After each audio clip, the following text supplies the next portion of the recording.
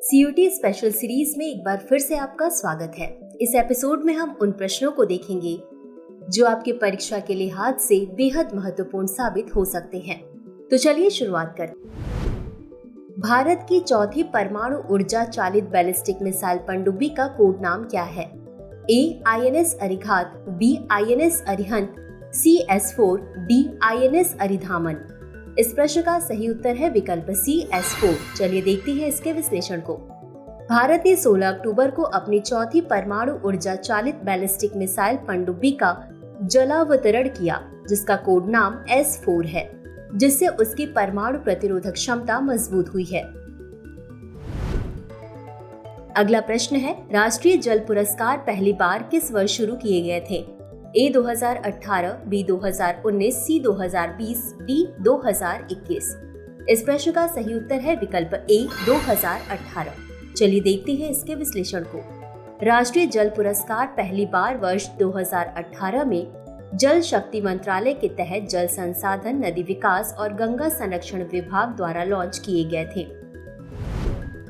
अगला प्रश्न है, क्वाड साइबर चैलेंज में कौन से देश शामिल हैं? ए भारत, अमेरिका, रूस, Japan, B Bharat, America, Australia, Japan, C America, Australia, Britain, Japan, D Bharat, America, Australia, चीन। इस प्रश्न का सही उत्तर है विकल्प B Bharat, America, Australia, Japan.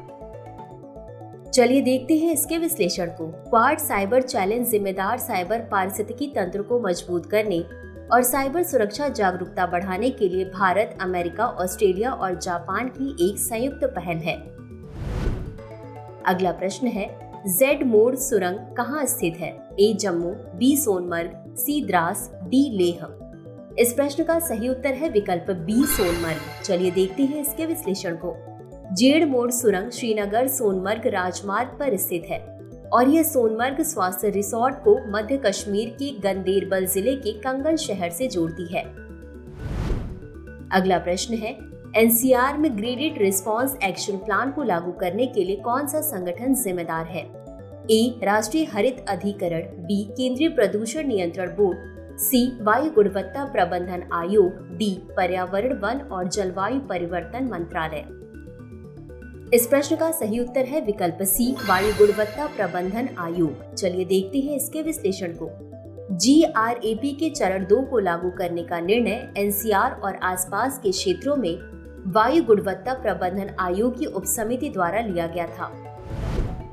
अगला प्रश्न है, करतारपुर साहिब कॉरिडोर समझौते की वैधता कितने वर्षों के लिए बढ़ा दी गई है?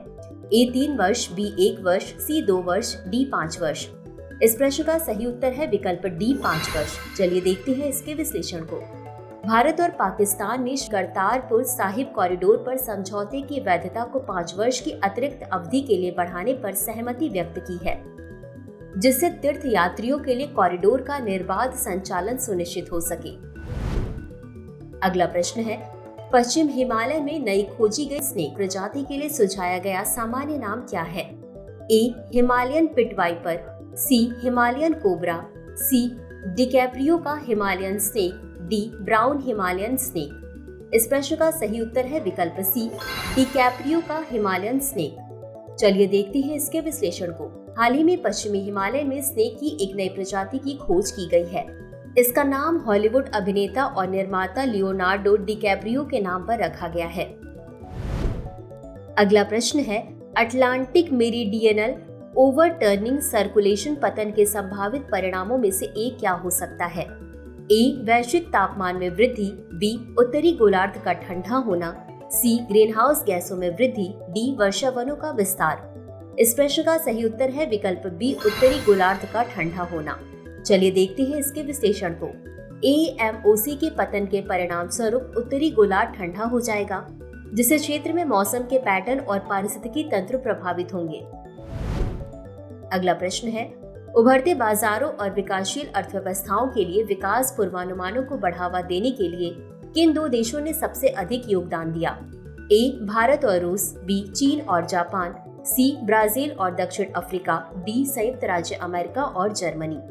इस प्रश्न का सही उत्तर है विकल्प ए भारत और रूस। चलिए देखते हैं इसके विश्लेषण को। IMF के नवीनतम पूर्वानुमान में उभरते बाजारों और विकासशील अर्थव्यवस्थाओं के लिए वृद्धि पूर्वानुमानों को बढ़ावा देने के लिए भारत और रूस ने सबसे अधिक योगदान दिया है। अगला प्रश्न है, किस संगठन ने अक्टूबर 2024 में नए UPI उपयोगकर्ताओं को शामिल करने के लिए पेटीएम को मंजूरी दी? A. भारतीय रिजर्व बैंक, B. भारतीय राष्ट्रीय भुगतान निगम, C. भारतीय प्रतिभूति और विनिमय बोर्ड, D. भारतीय स्टेट बैंक। इस प्रश्न का सही उत्तर है विकल्प B. भारतीय राष्ट्रीय भुगतान निगम। चलिए देखते हैं इसके विश्लेषण को। 22 अक्टूबर 2024 की घोषणा के अनुसार पेटीएम को नए UPI उपयोगकर्ताओं को शामिल करने के लिए भारतीय राष्ट्रीय भुगतान निगम से मंजूरी मिल गई है। तो चलिए अंत में देखते हैं आज के अभ्यास प्रश्न को। निम्नलिखित में से कौन सा खेल 2026 में ग्लासगो में होने वाले राष्ट्रमंडल खेलों में शामिल नहीं होगा? A. Athletics, B. तैराकी, C. Cricket, D. मुक्केबाजी। इस प्रश्न का उत्तर कमेंट बॉक्स में जरूर दें। आज के लिए बस इतना ही। धन्यवाद।